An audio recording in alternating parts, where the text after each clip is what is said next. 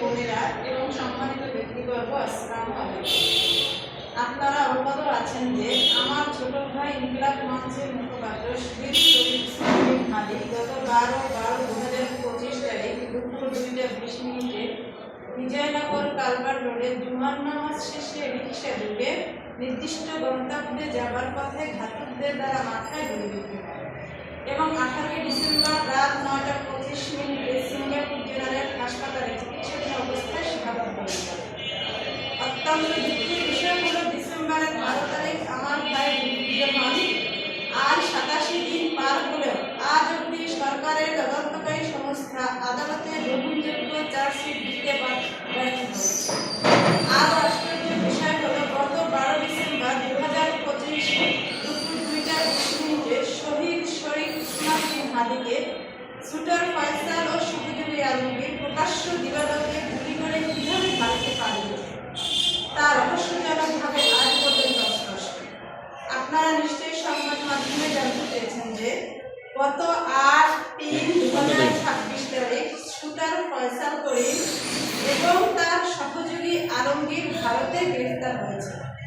সরকারের কাছে আমার দাবি, বাংলাদেশ এবং ভারতের মধ্যে যে বন্দি বিনিময় চুক্তি রয়েছে তার মাধ্যমে অতি দ্রুত আসামিদের বাংলাদেশে ফিরিয়ে এনে প্রচলিত আইনের মাধ্যমে এই হত্যার পিছনে নির্দেশদাতা, অর্থের যোগানদাতা, শুটারকে ভারতে পালিয়ে যেতে সহায়তাকারী সহ সকল দোষীদের নাম জনসম্মুখে প্রকাশ করতে হবে। শুটার ফয়সাল করিম এবং সহযোগী আলমগীর সহ ঘটনার সাথে জড়িত পুরো চক্রকে আইনের আওতায় এনে বিচার কার্য সম্পন্ন করতে হবে। সরকারের কাছে আমার জোর দাবি, জাতিসংঘের তত্ত্বাবধানে তদন্ত কার্য সম্পন্ন করে চার্জশিট দাখিল করতে হবে। বাংলাদেশ সরকারের মাননীয় প্রধানমন্ত্রী জনাব তারেক রহমানের কাছে হাদি হত্যার বিচারের ব্যাপারে সর্বাত্মক সহায়তা কামনা করছি এবং শহীদ ওসমান বিন হাদির পরিবারের সকল সদস্যদের সর্বপ্রকার নিরাপত্তা দাবি জানাচ্ছি। আর উল্লেখ থাকে যে পুনরায় যদি কোনো দায়সারা চার্জশিট দেওয়ার অপচেষ্টা করা হয় তবে তার পরিবার এবং বাংলাদেশপন্থী জনগণ প্রত্যাখ্যান করবে। বিচার কার্য নিয়ে যদি কোনো ধরনের নাটক মঞ্চস্থ করার চেষ্টা করা হয় তাহলে বাংলাদেশপন্থী ওসমানপ্রিয় সকল শ্রেণী পেশার জনগণকে সাথে নিয়ে সময় উপযোগী যে কোনো কর্মসূচির মাধ্যমে তার রুখে দেওয়া হবে ইনশাআল্লাহ।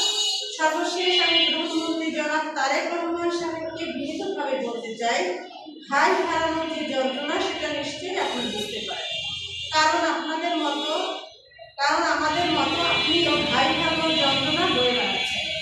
বাংলাদেশে আর কোনো ভাই বোনকে যাতে তার ভাই হারা না হতে হয়, কোনো স্ত্রীকে যেন তার স্বামী হারা না হতে হয়, ফিরনাসকে যেন তার আব্বা হারা না হতে হয়, ফিরনাসের মতো যত অবুধ শিশুরা আছে কোনো শিশুই যেন তার ফিরনাসের মতো না 7 মাস বয়সে এতিম না হয়, সেই দাবি সরকারের কাছে জানাচ্ছি। বাংলাদেশ এই রকমের হত্যাকাণ্ড আমরা আর দেখতে চাই না।